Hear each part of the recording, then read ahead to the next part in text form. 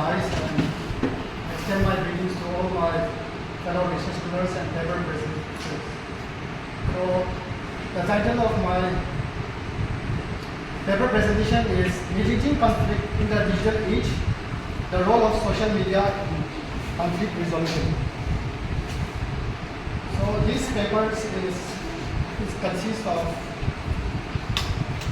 7 subsections, including the introductions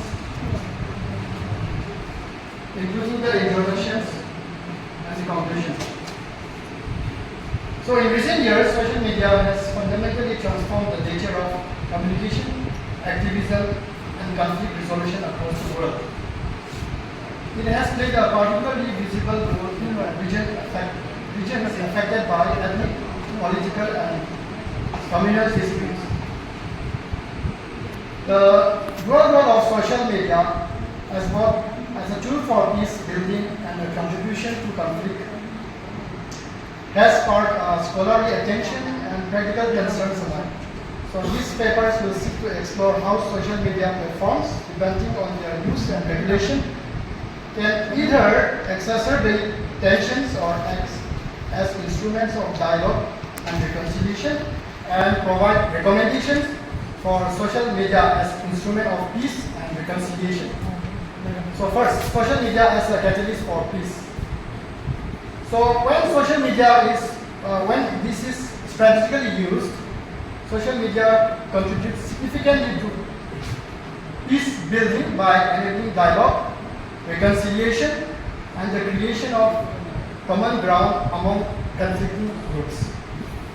Okay, so for instance, I will cite few instances of how social media can act as a catalyst for peace. The first example is the Syrian conflict in 2011. Social media here were employed by humanitarian organizations to spread awareness, coordinate relief, and highlight the human cost of war. Even in the Arab Spring from 2010 to 2012, social media played a very important role in organizing protests, documenting state violence, and amplifying democratic voices. In Tunisia, specifically, social media helped unite citizens from divisions and led to a relatively peaceful transitions from dictatorship to democracy. The role of social media in the Black Lives Matter in America, especially in the year 2020, following the police brutality and consequent murder of George Floyd. There were hashtags like Black Lives Matter, I Can't Breathe, and hashtags like Say Their Names. This brought widespread attention and systematic criticisms to the racism that was practiced against the blacks in America. And lately, Ukraine crisis. Here, Ukrainian citizens and officials use social media to humanize the conflict, share verified war updates, and call for global peace efforts. And it also helped in debunking disinformation and support humanitarian causes and humanitarian aid. Now, social media can also be used as an agent of conflict. Despite its potential, social media can also be weaponized. For example, in the form of misinformation, fake news, hate speeches, and echo chambers, which can deepen mistrust and escalate conflict.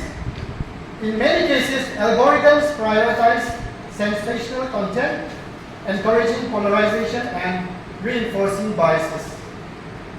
Also, there are some examples which I would like to cite. In Myanmar, social media was used very systematically to incite violence against the Rohingya Muslim minority there. And similarly, during the Manipur 2023 conflict, digital platforms saw a rise in inflammatory posts that inflamed ethnic tensions. The research shows that social media handles affiliated with each ethnic group, is Meitei and Kuki, emerged rapidly coordinating narratives on X, which is Twitter, formerly amplifying fear, hatred, and mobilizing followers for violent action. So this is according to a source called TimboLemcha.com by reported. So, and the next examples can be in the form of social media intensifying the recent standoff during the Operation Sindor, which amplified disinformation, fake reports, and nationalistic rhetoric. So bringing the two countries very close to a conflict. So this is the report according to Gurjan report.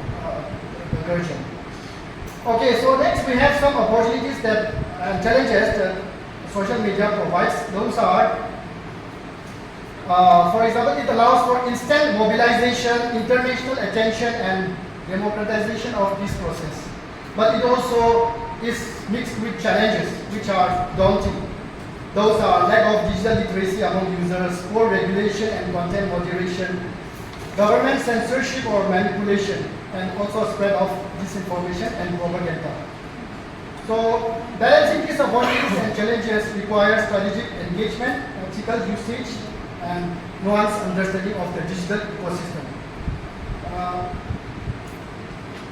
Okay, so next, theoretical insights and stakeholder collaboration.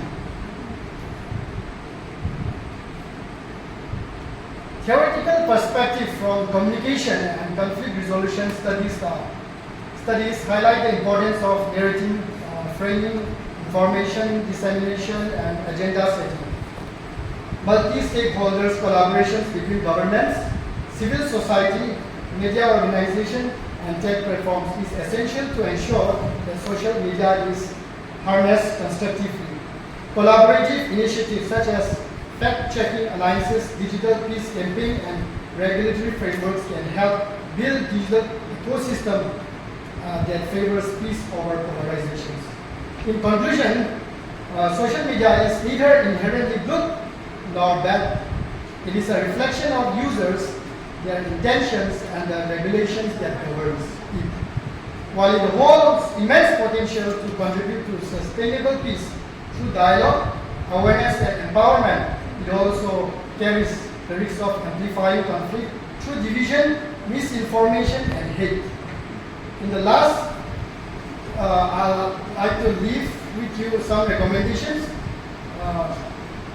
The first is to truly mediate conflict in the digital stage. Number one, societies must invest in digital literacy. Number two, enforce ethical standards while using social media. And lastly but not least, encourage inclusive digital practices. Only through such concerted efforts can social media evolve into a constructive instrument of peace and reconciliation. Thank you for your patience.